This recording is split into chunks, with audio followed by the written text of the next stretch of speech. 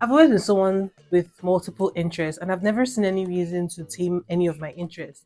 For example, as a child, I wanted to be a teacher at some point. Then that changed to wanting to be a TV presenter. And then I wanted to be an engineer, then an architect, then a lawyer. And for a brief moment, I thought I wanted to become an economist. While I kept on changing what I wanted to do as a career, my hobbies and interests kept on multiplying. I had interest in music, makeup, hair, graphic design, photography, and this might shock you, but the list just kept on multiplying. It wouldn't stop. I just found that I had so many interests in different things, and these separate things, they didn't necessarily have a direct connection between them. It was just I like this, I like this, I like this, spread all around. So, as someone that has finally accepted that I am a polymath is someone that has interest in different things. I had to come up with a way to manage those interests and basically make it work for me. That saying that goes jack of all trades and master of none.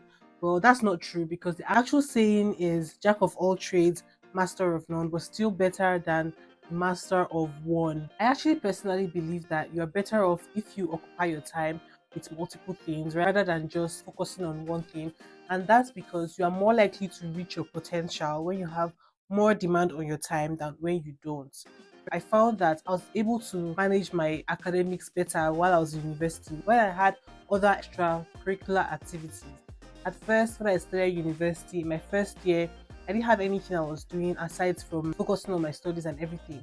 But when I got a part time job, I found that because I had more demand for my time, I had to learn other skills like time management. And time management is actually very important because skills you learn from time management trickles down into other things. You are more likely to reach your potential when you actually manage your time properly. That's why I've always been an advocate of having multiple demands on your time. And there's also research that shows that companies that have multiple goals are more likely to reach their goals than companies that just have one goal. Mind you, there's a limit to how many goals you can have. At some point, it really doesn't make sense. You're actually going to start seeing your productivity declining. So I'm not saying that you always have to have so many things, but you have to have a few things that you're juggling, not just one thing, because that way you're more likely to reach your potential than if you're just doing one thing. When it comes to managing your interest, the first thing that people make the mistake of is thinking that everything has to be for financial gain. Not everything has to be about money. Sometimes you can have a few interests that you really do not have any plans of making money out of, and that would make you still enjoy it. Because sometimes when you start monetizing certain things, it just sucks the joy out of it, and you're not even interested in doing it anymore. And I also don't believe that you should drop your hobbies in order to focus on a certain goal. I know that it's possible for you to drop certain things and focus on one thing. You can't have so many things, especially if they are clashing. But I also feel like you shouldn't just drop all your hobbies because you want to focus on one thing. See how there are YouTubers that have a YouTube channel and are also pursuing career in med school. If you are able to combine the both of them, I feel like there is no need to drop one and focus on the other. Although everybody knows what they can handle and what they can't. So if you feel like you can do it, I think you should definitely go for it. Do not limit yourself by dropping your hobbies because you want to focus on something, because you can get that thing and you might not really want it anymore. So always keep your hobbies, because some of those hobbies will actually make that journey worthwhile. To be able to manage your interests, you need to know what exactly your interests are. And I have 5 questions that you can answer in order to help you manage your interests better. The first one being, what are you naturally good at? What do you enjoy doing? What do you want to be known as? What would make you fulfilled? If you're anything like me, answering that first question, which is what are you naturally good at, would actually give you an ache. And for me, the reason is like you don't want to toot your horn. Let's say, for example, you say you're naturally good at cooking, and then somebody else that knows you is like, no, you're not. You're not actually good at cooking whatsoever. Do not feel that way. Being naturally good at something doesn't mean that you are perfect at it. No, it just means that you don't really struggle to learn it as much. Just like there are certain things that when you want to learn it, it just stresses you out. No matter how much you try, you're not going to be able to do it as well as what you are being taught. But if you're able to learn quickly, for example, if you're naturally good at cooking, that doesn't mean you can cook all recipes, but you're very quick in learning how to cook. And look at a recipe, you can see someone make it and you make something close to it. It might not exactly be the same, but you can make something close to it. And of course, with practice, you get better over time. So, what are you naturally good at doesn't mean that you're perfect at it already. It just means that you can learn the steps in order to get better at it quickly. Answering those four questions that I gave you guys earlier, or I mentioned earlier, is going to help you identify what your interests are.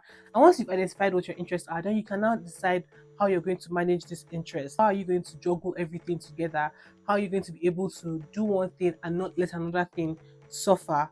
Because that's what this video is about. Setting aside time for each interest is the first thing that you need to do, because as much as you want to do everything, you actually cannot do everything at once. So you have to have a schedule on how you're going to do certain things at certain times. Also, setting time aside for different interests to help you reduce decision fatigue. Decision fatigue is when you have free time and you now have to start stressing and thinking about what you should do next. But because you already have a schedule, you already know what you're going to do next, you're going to remove that decision fatigue from your daily process in picking what hobbies to do next or picking what hobby to do at a certain time. The system that works for me when I come back from work, because I have a 9 to 5 and one of my hobbies is having a YouTube channel, which is currently watching. Whenever I come back from work, I have days where I script, I have days where I edit, I have days where I film, I have days where I just research on what videos to film next. Those are the type of things I'm talking about. So the tip that I have to give is don't ever overestimate what you're going to be able to do that day, because it can also be that thing where you are always like you feel like you can do everything, but you really can't. So just give yourself a little bit of activity in each day, and if you finish the activity on time, then you can add something on. But don't ever overestimate what you're going to be able to do at a certain day. Another thing you can do, look for opportunities to merge your interests. For me, again, YouTube is the one way I merge all my interests. I have an interest in speaking, talking to people, presenting myself in camera, which is what I do on YouTube. I have interest in research, like reading stuff. Also, I have other lifestyle kind of interests, which I'm also going to be sharing on my YouTube channel. If you are someone that maybe you enjoy watching football and you also have an interest in writing, you can merge those two interests by having a football blog where you always write about football matches, what is the most recent news when it comes to football, those kind of things. There are other ways that you could merge the different interests, and I'll leave that up to you because I don't know what interest you have. That way, when you have just one hobbies that kind of allows you to merge your different interests, your interests are not really suffering. Everything is kind of intertwined and you are getting fulfillment from that. When you're trying to manage multiple interests, it can actually get overwhelming because you probably have interest A, interest B, interest C, and then you don't really know how to do so many things at once. One way to do this is to make sure that you're achieving one thing at a time. You don't have to do everything at the same time. I know I said earlier that I don't believe that you should drop one thing to another, but that's not what I'm talking about. When it comes to passions, you have to learn that you can't just do everything at once. If you want to become a medical doctor and you know that you cannot be a medical doctor and at the same time grow a non-profit organization, you might decide to drop the interest in non-profit organizations for now and focus on getting your medical degree. When you now have your medical degree, you can now decide to go forward into another project. If not, you're going to get overwhelmed and that will derail you from getting to your ultimate goal of achieving anything at all, because you can't achieve everything at once. And if you try to achieve everything at once, you might end up not achieving anything. So you're better off just picking one thing sometimes. You gotta know when you're getting burnt out. You have to listen to your body. Do not just act like a robot, because your body is gonna tell you what it can and what it can't handle. So always listen to your body, listen to the signs that your body is telling you so that you can avoid burnout. If you start feeling unmotivated, if you start feeling like you're always having headaches, you're always fatigued, those are some of the signs of burnout. Always understand that you need to have breaks in some situations. Don't ever overstretch yourself, because that would actually zap the fun out of whatever interest you have, especially if you're not necessarily doing it for money, you're doing it more for your fulfillment. If you ever feel like you are facing burnout at any point in time, reassess your goals, reassess your strategy, and make a more suitable strategy that will help you go after your goals even stronger, or at least maybe not stronger, but like in a way that you're able to handle better. Final thing I would give as a tip would be to seek professional help or mentorship. So if you know anyone that has achieved the things that you want to achieve, you can ask them to be your mentor. Or you might not necessarily know them, you can also look for inspiration. If anyone has achieved what you want to achieve and that person also seemed like they had other hobbies, an example would be if you want to be a doctor but you also have interest in playing football, You can look and see if there are any doctors that also like playing football, and let them tell you how they were able to merge those two interests together. And that will also give you an idea of how to merge those two interests together. In these days where everything's on the internet, you're definitely going to find someone that has done it before in the past, that can tell you exactly what they have done and how they did it, and draft up your own plan through just looking at what they've done or speaking to them if you can reach them.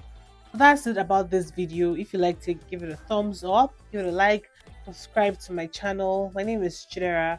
You can check out this video over here. You might find it interesting, and I'll see you in my next video. Bye.